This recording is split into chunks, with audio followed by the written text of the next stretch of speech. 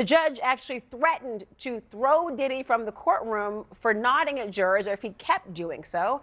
The defense picked up their cross-examination of Cassie's friend and repeatedly tried to undercut her credibility. And the jury heard from a key witness and a new accuser, an ex-girlfriend who said that Diddy pressured her into unwanted sex with other men. Now, about that rebuke from the judge. It happened while the jury was out of the courtroom. He told the defense that he saw Diddy looking at jurors, and the quote was nodding vigorously, not once, but twice during the testimony of Cassie's friend, Brianna Bongalim. The judge told Diddy's team that is absolutely unacceptable. He asked defense lawyer Mark Agnifilo, who leads the team, if it was going to happen again. And the way he did it was like, rhetorically, it's not going to happen again. Agnifilo assured him it would not. The judge replied, it would not happen again.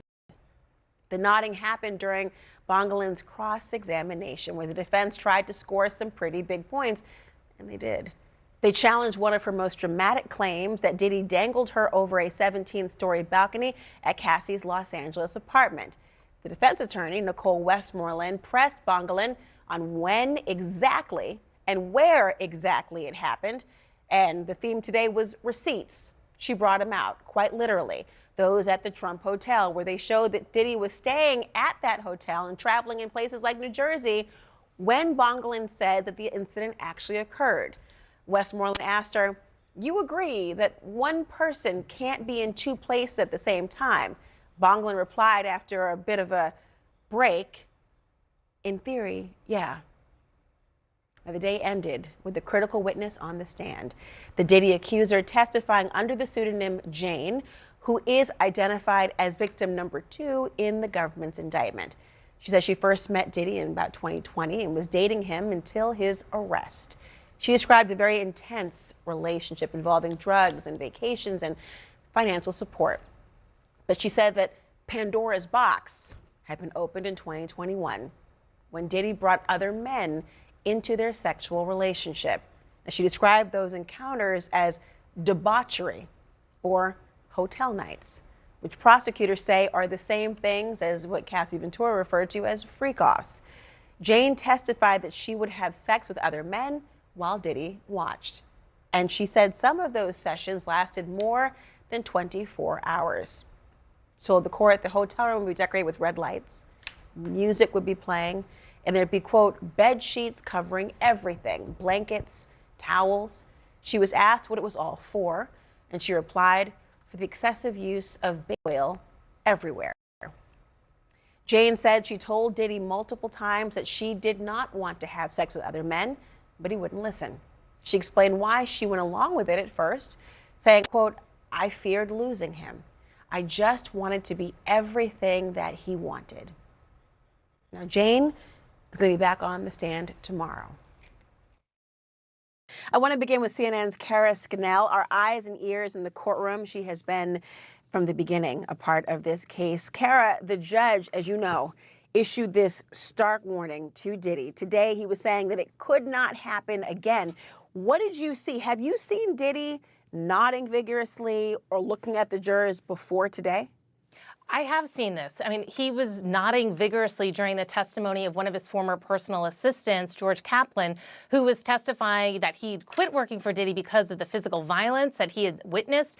But he also talked very fondly of times that he had spent with Diddy, saying that he learned a lot from Diddy. And during all of the positive testimony, Diddy was nodding his head vigorously. He's very animated, and he does look over at the jury. I mean, in fact, yesterday, when they were doing the cross-examination of Cassie Ventura's friend, Brianna Bongalan, I saw him watching the jury for most of that cross-examination. Really? I didn't catch any nodding at that point, but he certainly was paying attention and looking at their reaction. And honestly, after the warning today, when Jane was on the witness stand, I saw Combs again looking at the jury, stone-faced, but he was watching them for their reaction during some of this very explicit testimony. Really important. I actually interviewed Joe Tacopino as well for my podcast, and his take as defense counsel on what it was like to hear news like that and how he would guide his own client. Really interesting. Yeah, check that out, Kara. But also, you mentioned Jane, a woman testifying under the pseudonym Jane.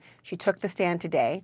Jane was in an open relationship with Diddy. We learned from 2021 until his arrest. Can you describe what Jane's demeanor was like and any reaction whatsoever that Diddy had to what she was testifying to? When Jane walked into the courtroom, you know that courtroom, there's the center aisle. Diddy is sitting at the defense table. He turned all the way around and watched her walk down that center aisle to the witness stand. Now, as far as I could tell, because my head was kind of ricocheting between the two of them, is that she just had her eyes focused and she didn't appear to make any eye contact with him. You know, she was testifying in a very clear voice. She's a little soft-spoken, but very clear. But when the prosecutor was shifting this conversation, she'd been talking about the early heady days of their relationship and how in love she was. When she asked her to focus on May 2021, that is when she just drew silent. Her head dropped and she started dabbing her eyes with a tissue from the witness box. The prosecutor even asked, do you want to take a break? She said in a firm voice, no, she wanted to go forward. And she then described how in May of 2021, that's when this Pandora's box opened, that she said a door she was unable to ever close throughout their relationship of when they began what in her vernacular was called hotel nights. Cassie Ventura referred to them as freak-offs.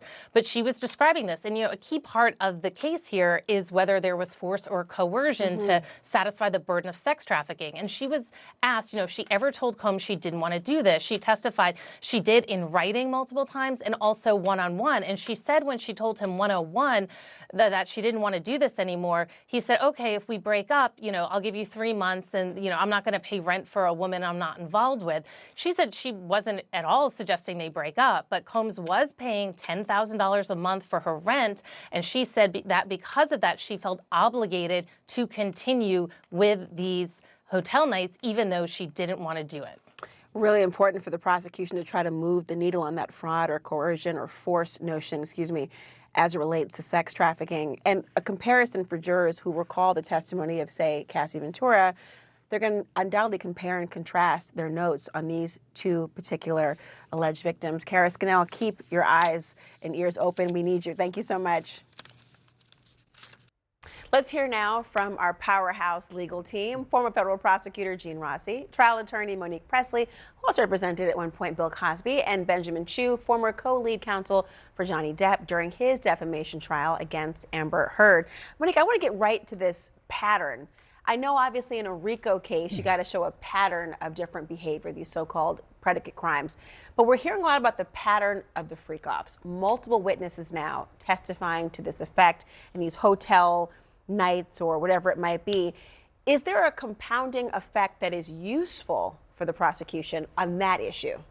Not to me, not from what we've seen so far. I mean, if someone who, when they're involved in an intimate relationship, likes to have candles in the room, likes to have some sort of oil, some sort of lubricant, some sort of music, some sort of lighting, that seems to be what they're establishing, that is his pattern for what he likes during those interactions, but that's not criminal. And until they show that that's aiding in a particular crime, then what we've got is dating pleasures. And I am concerned, frankly, Laura, that a lot of what we are hearing could be the makings of crimes for millions of people all across this country if what the prosecution is saying thus far is what we are supposed to accept as a criminal enterprise. Interesting point. The idea of the question lingering, why not charge others with this? That might be a question the jurors are asking themselves to some degree. But Ben, how about this theme of money and financial dependence of some of the witnesses? I mean, this person, Jane, who's been testifying,